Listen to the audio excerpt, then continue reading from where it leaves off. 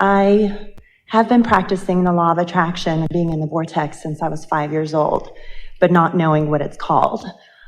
I have gotten my family through war and poverty and traveling through different continents and experiencing matters of life and death, and by just using the power of my mind and thoughts and where I envisioned us being and living, and so here we are in the beautiful La Jolla.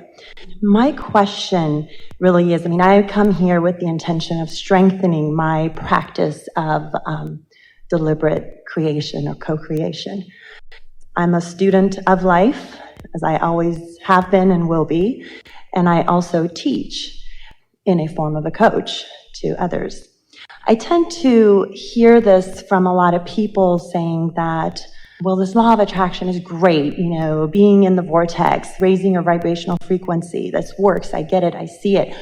But I look around, and this is not my question, this is a question collectively from what I've been receiving, that what about those that have no idea about the law of attraction, don't even think about how things work, but yet they get everything they want? They have the husband, the money, the this. You don't have to know what makes the lights come on as long as you can find the switch somewhere. You don't have to know about electricity. You don't have to understand where it comes from. So those are people who have discovered early that they like to feel good, who gravitate toward the thoughts that do feel good. They've found that criticism feels awful, so they don't do it. And they found that compliments feel good, and so they do.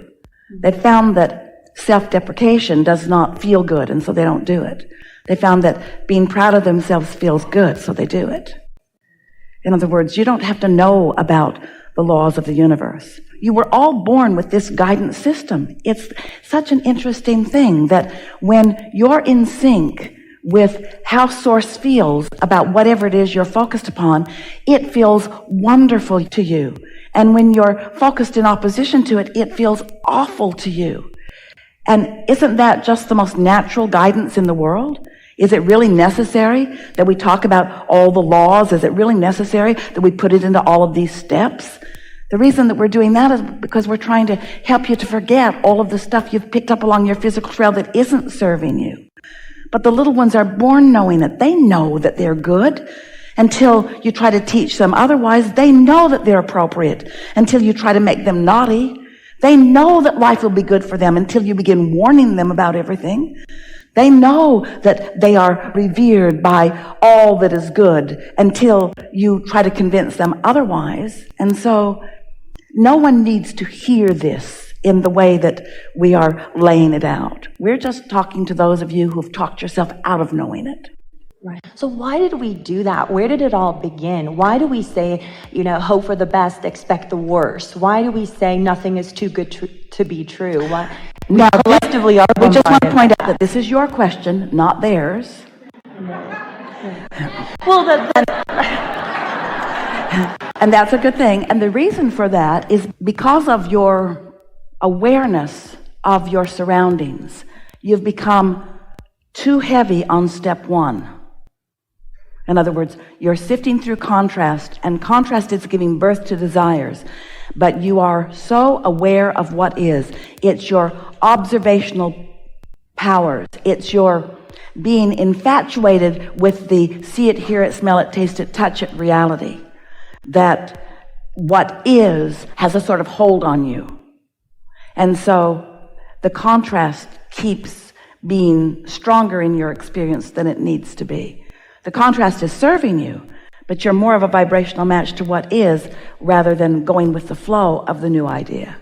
And the reason for that, you see, sometimes people ask that question and what they really mean is, Abraham, if I'm pure positive energy, and when I reemerged into pure positive energy, I am pure positive energy, and I left behind all my doubts and fears, then why, when I return, why, when I'm back into this physical realm again, why does contrast even have to exist? And we say, because the contrast is what helps you as individuals to personally carve out your desires. And you are a creator who wanted a massive workshop from which to make your decisions about who you are and how you want to live. All of you knew when you made the decision to come into these bodies that you could create it any way you wanted. And all of you wanted variety surrounding you in order to help you to fashion the life that you want. So it doesn't need to be hard. It only is because you hold yourselves unnaturally and unknowingly away from what you want by focusing upon what is. And here's the big answer: because you're willing to put up with negative emotion because those around you have convinced you that it's natural. And it isn't. It isn't natural. Your parents say, well, life's hard, just accept it. Your parents say to you, the world is not supposed to revolve around you. Your inner being is saying, yes, it is. Your parents are saying, you don't get everything you want when you want it. The universe is saying, yes, you do. And so it's a matter of you tuning more to the human voice rather than to the non-physical message, and then you lose your way. Right. And that is for a while. Right. You get tired of it. Until you live enough of it that a part of you says, wait a minute, I cannot believe that I am supposed to be deprived from all of the goodness that I know is around. Yeah. And that is the key. So you're surrounded collectively by a majority, by those who say life is not fun. But that's not hard work. Just look at it this way. You are collectively surrounded by what is. That's why we say deal with it. You are collectively surrounded by what is. What is doesn't mean diddly squat. What is only the platform from which you've launched more rockets. Don't let what is get your attention. What is old news anyway. You're out here on the leading edge. Don't you know that you want to be where the new ideas are flowing? Think about it. What isn't that compelling anymore? You've been there. You've done that. What is just the basis of stability from which you launch and thrust and come into alignment and dream and experience. The fun part of life is the rendezvous that are happening every day. It's the people coming to you. It's the ideas. It's the things you're hearing coming out of their mouths that you know the universe put there just for you to hear.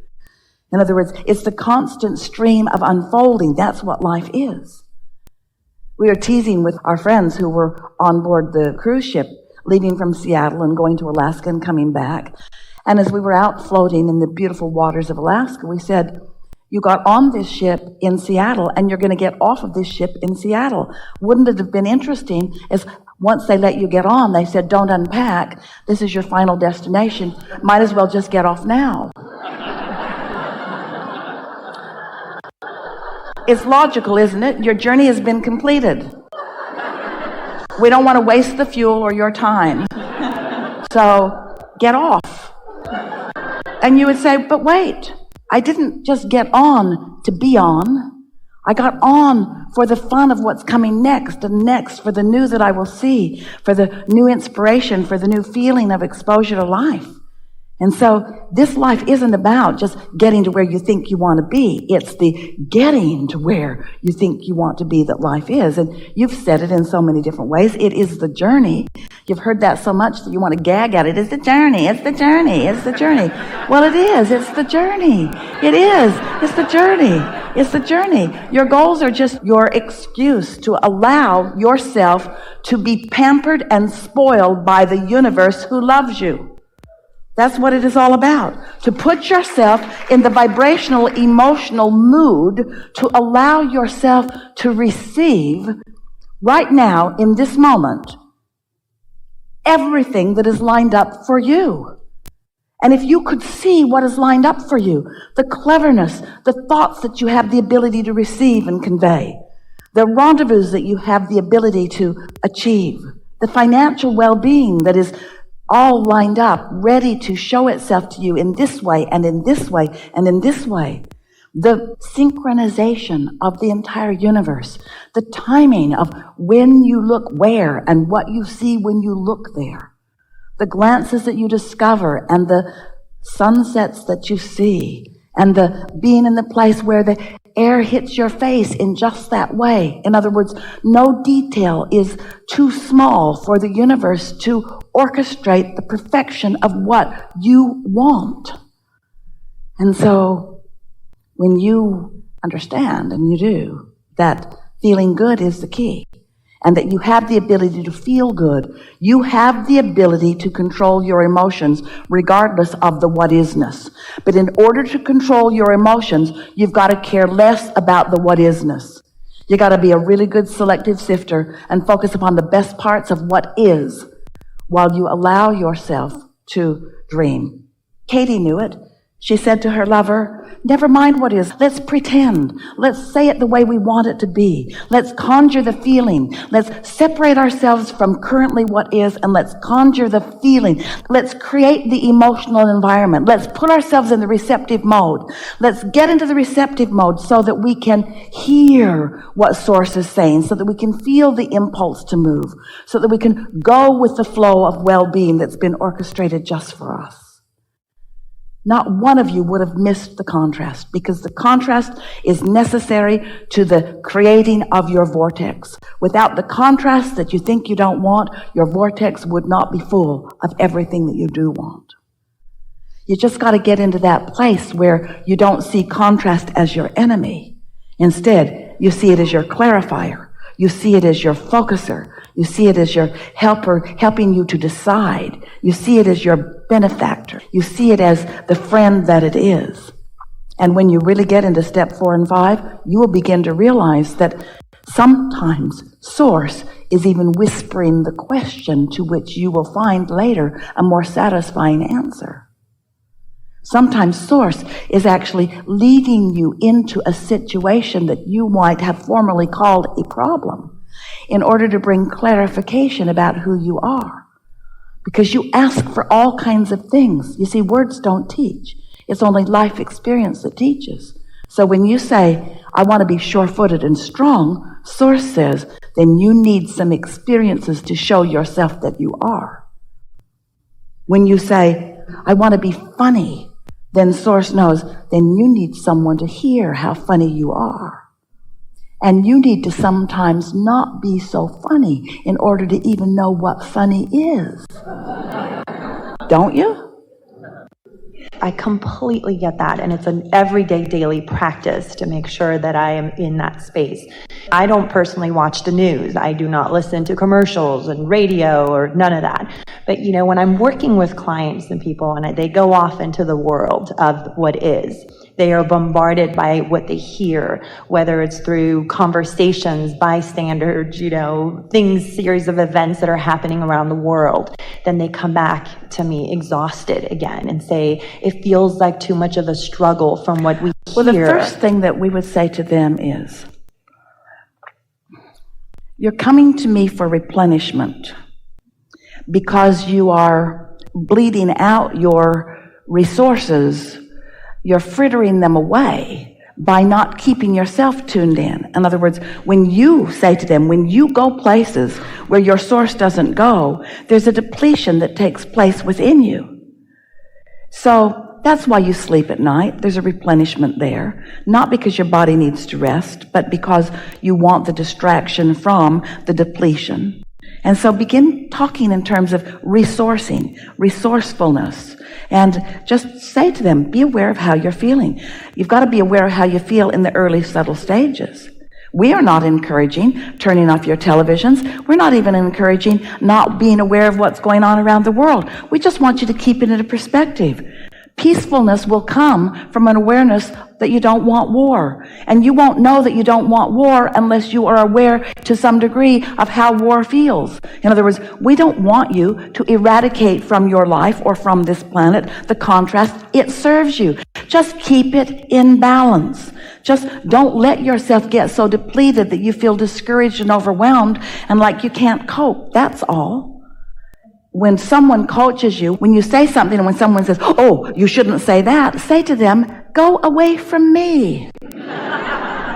Go away from me. Go boss yourself around. You are the only one who can tend to your own emotions. So that's what you want to say to them, is that you need to tend to your own emotions through the week. Don't let yourself get depleted. Don't let yourself get depleted, because Source is always there to replenish. But you've got to tune to the frequency of it in order to feel the replenishment.